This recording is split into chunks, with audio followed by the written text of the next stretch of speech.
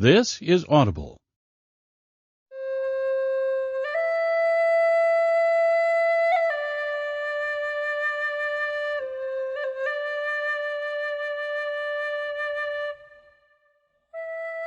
Amber Allen Publishing presents The Four Agreements, a practical guide to personal freedom, written by Don Miguel Ruiz and read by Peter Coyote.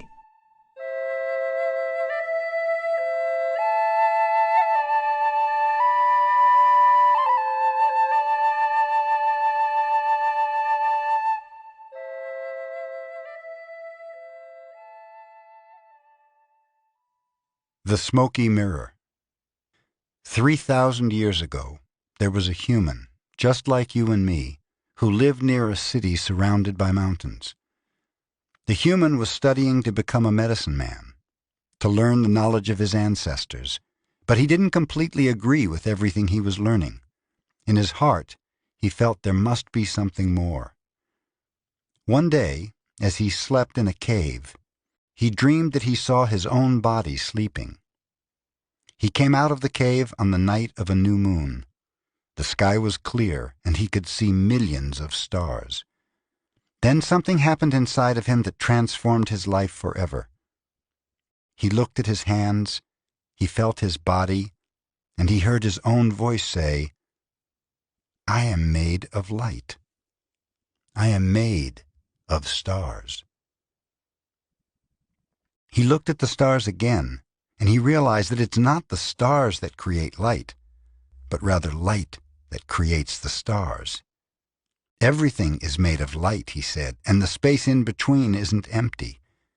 And he knew that everything that exists is one living being, and that light is the messenger of life, because it is alive and contains all information.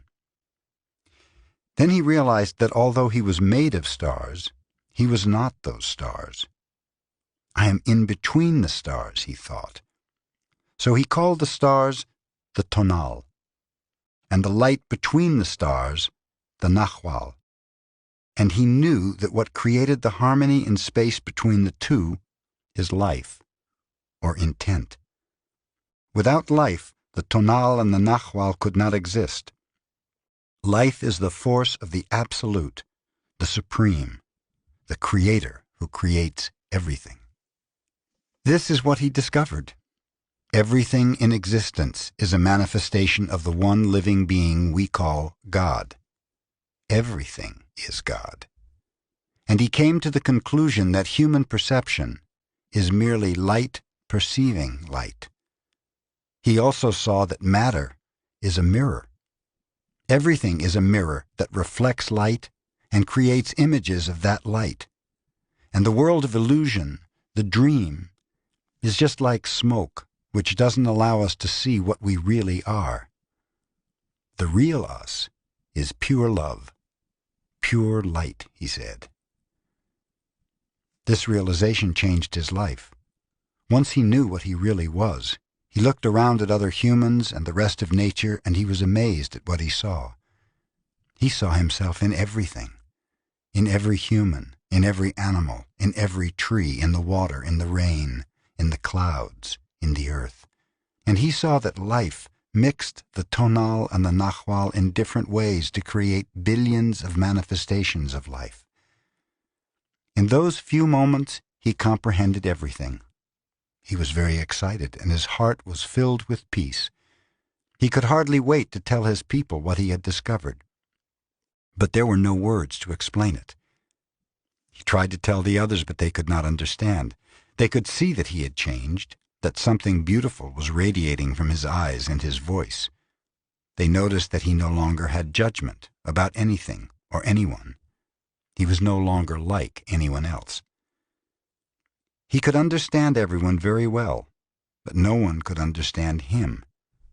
They believed that he was an incarnation of God, and he smiled when he heard this, and he said, "It is true, I am God, but you are also God. We're the same, you and I. We are images of light. We are God." But still, the people didn't understand him. He had discovered that he was a mirror for the rest of the people, a mirror in which he could see himself. Everyone is a mirror, he said.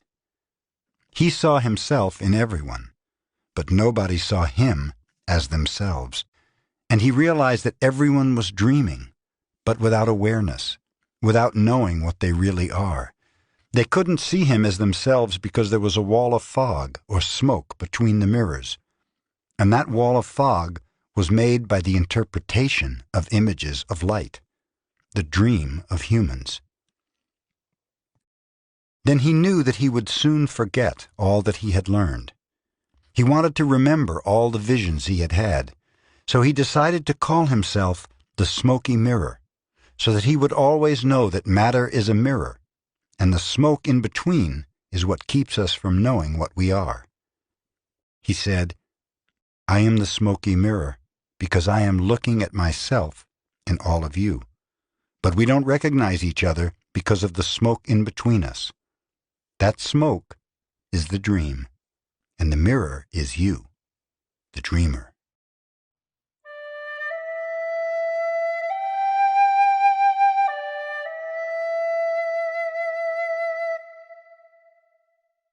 Domestication and the dream of the planet. What you are seeing and hearing right now is nothing but a dream. You're dreaming right now in this moment. You're dreaming with the brain awake. Dreaming is the main function of the mind, and the mind dreams 24 hours a day. It dreams when the brain is awake, and it also dreams when the brain is asleep.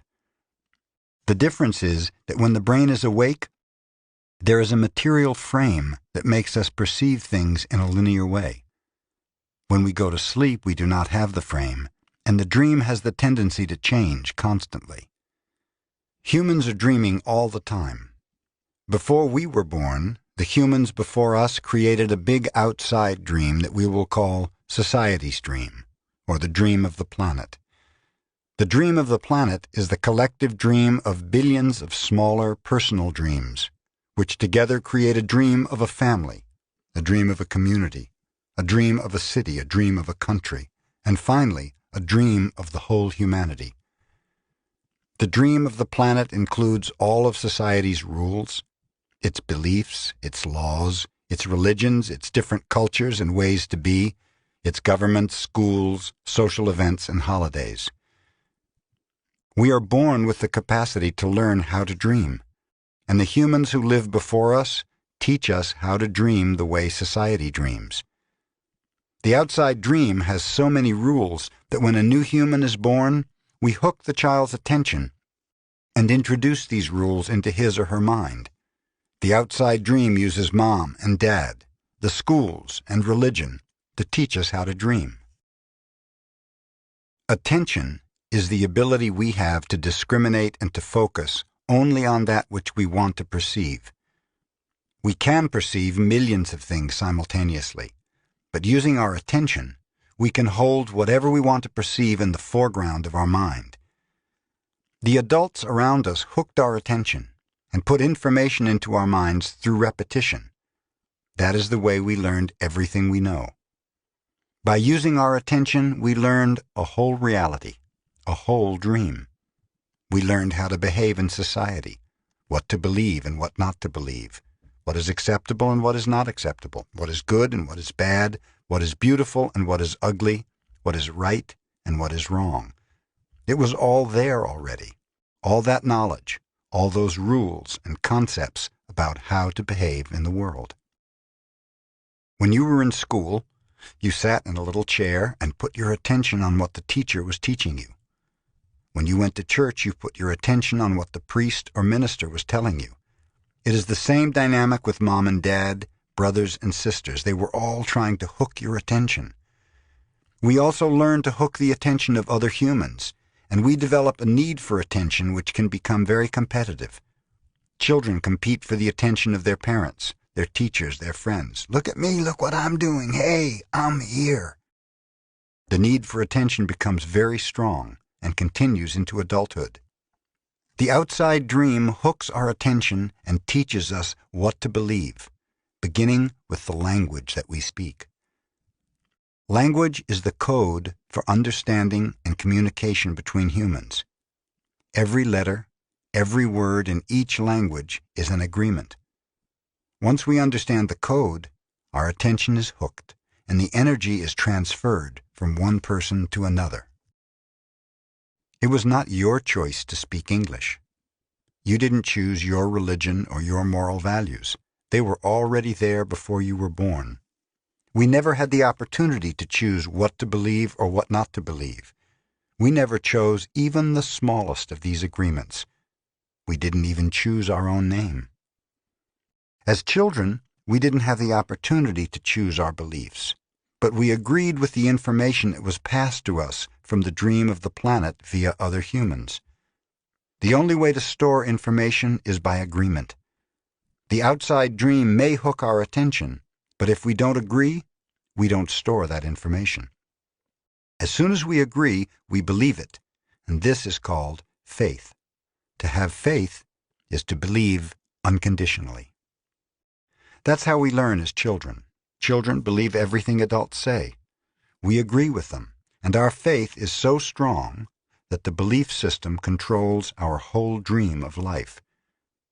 We didn't choose these beliefs, and we may have rebelled against them, but we were not strong enough to win the rebellion. The result is surrender to the beliefs with our agreement.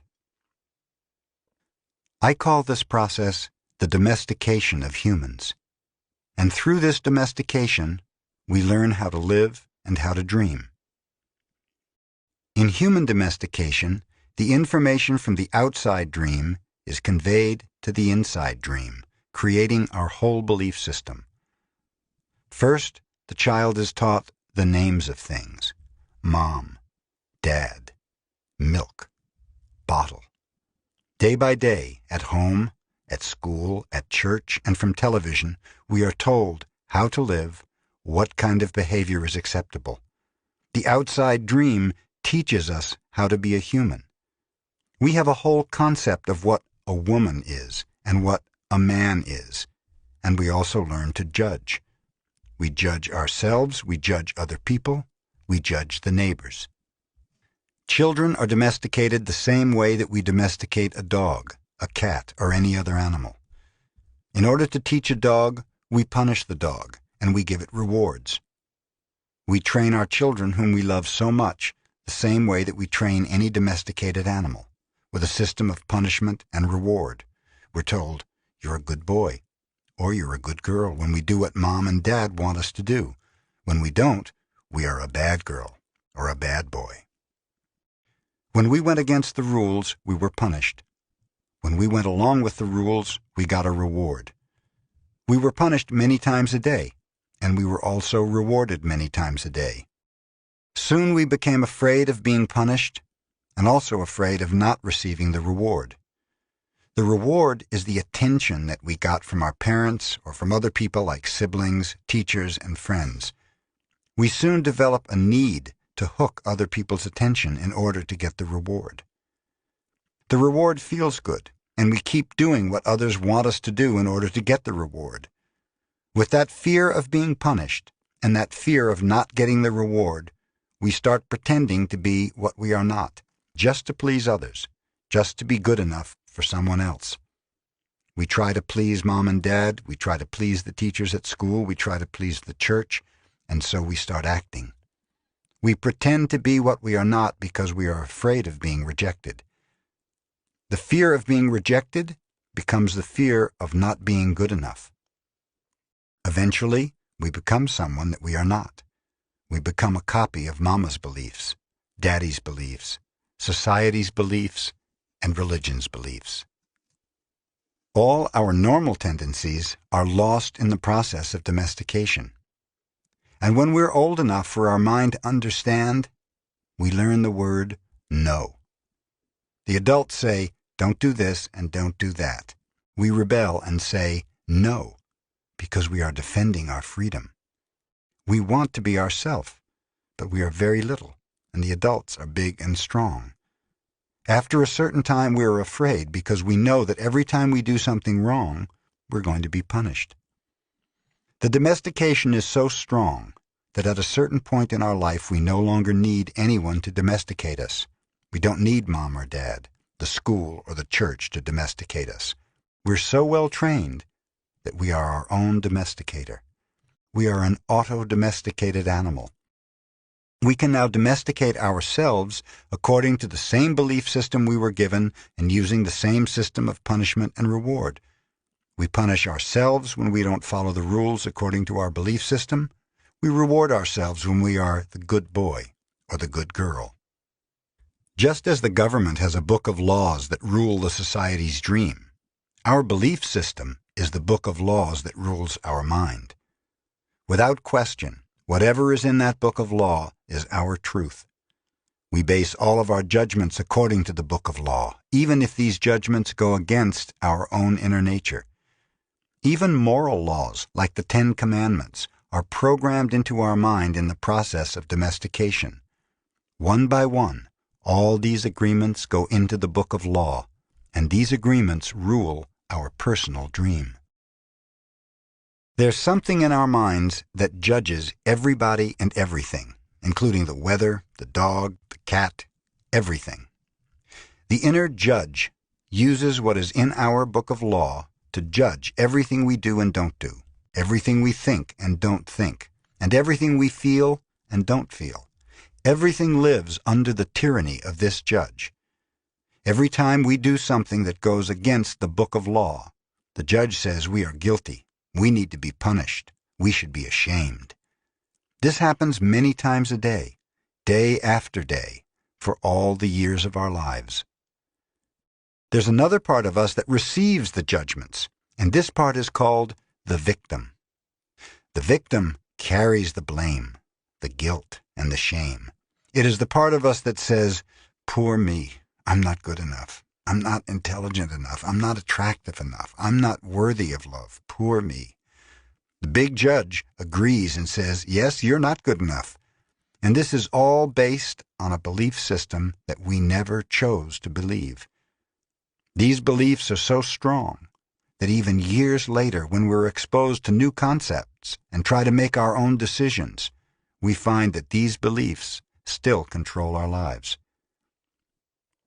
Whatever goes against the book of law will make you feel a funny sensation in your solar plexus, and it's called fear.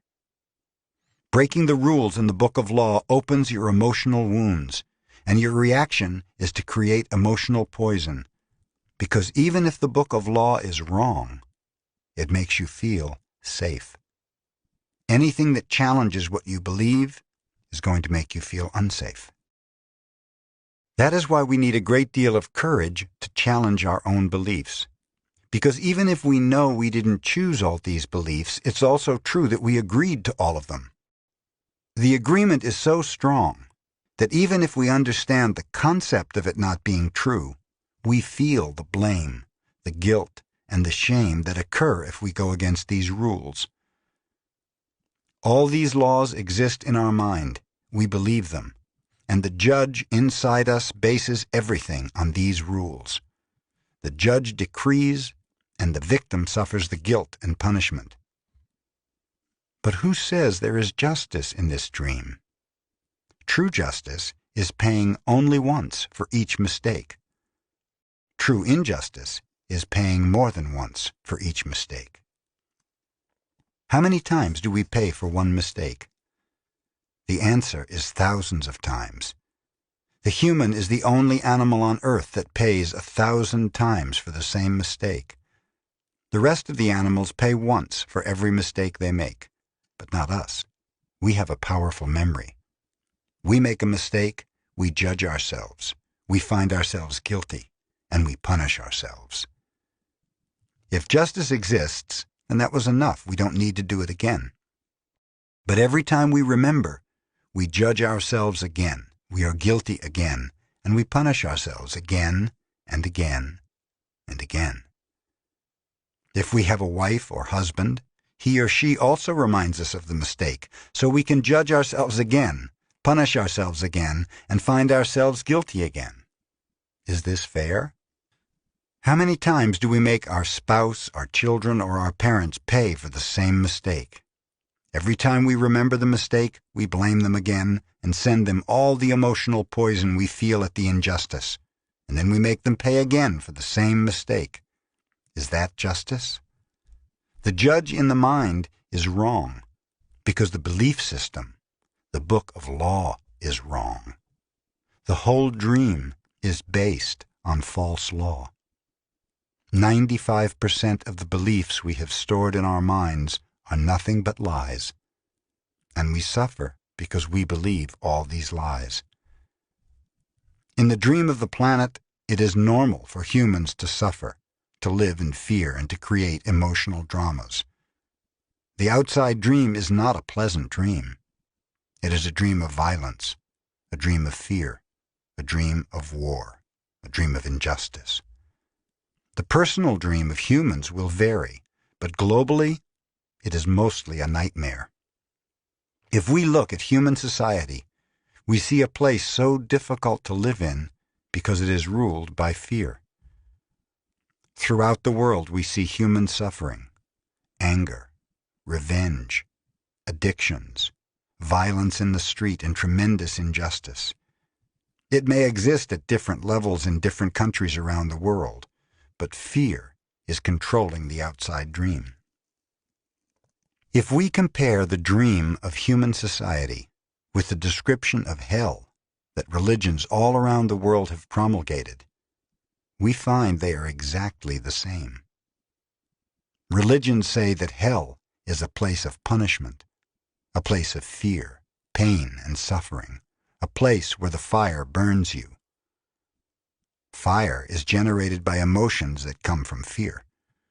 Whenever we feel the emotions of anger, jealousy, envy, or hate, we experience a fire burning within us. We are living in a dream of hell. If you consider hell as a state of mind, then hell is all around us. Others may warn us that if we don't do what they say we should do, we will go to hell. Bad news.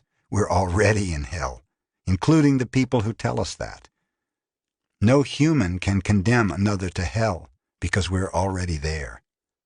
Others can put us into a deeper hell, true, but only if we allow this to happen. Every human has his or her own personal dream, and just like the society dream, it is often ruled by fear. We learn to dream hell in our own life, in our personal dream. The same fears manifest in different ways for each person, of course, but we experience anger, jealousy, hate, envy, and other negative emotions.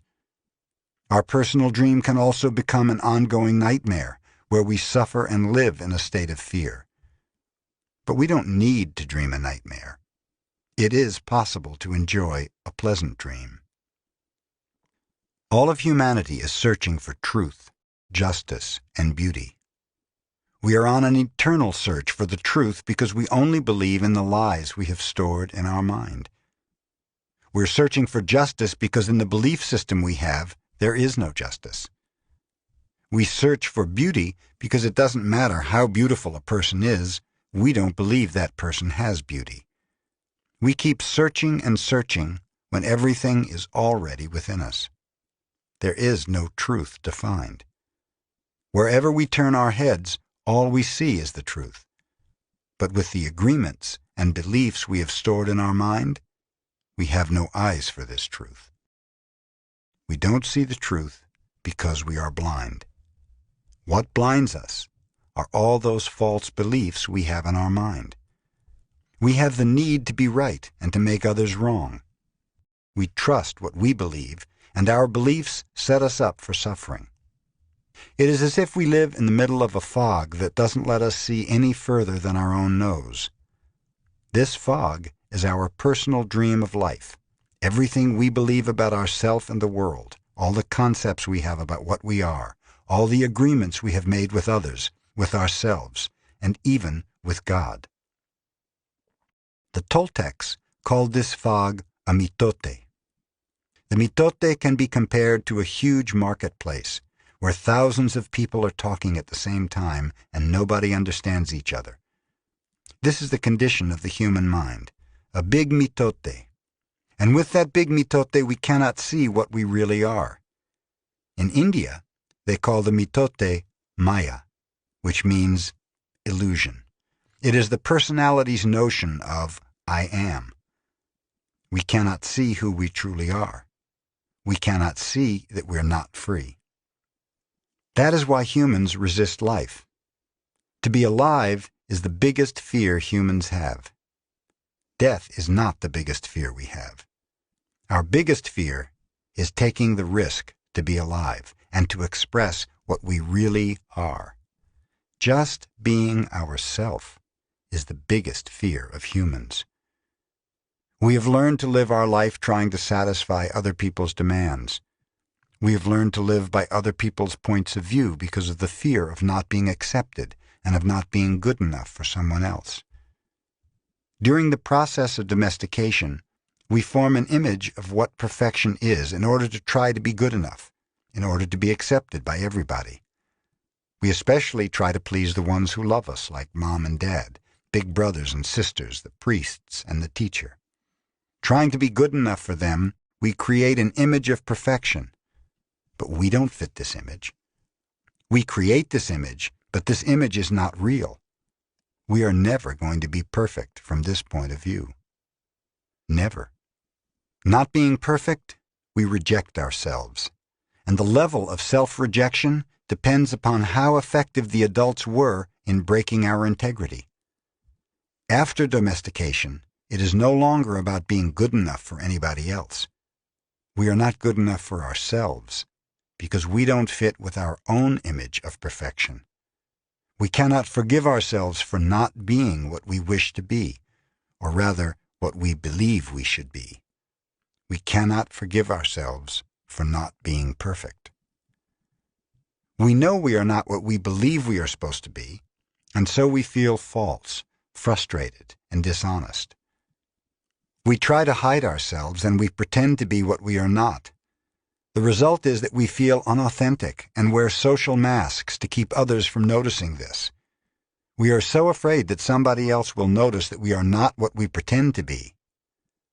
We judge others according to our image of perfection as well, and naturally, they fall short of our expectations.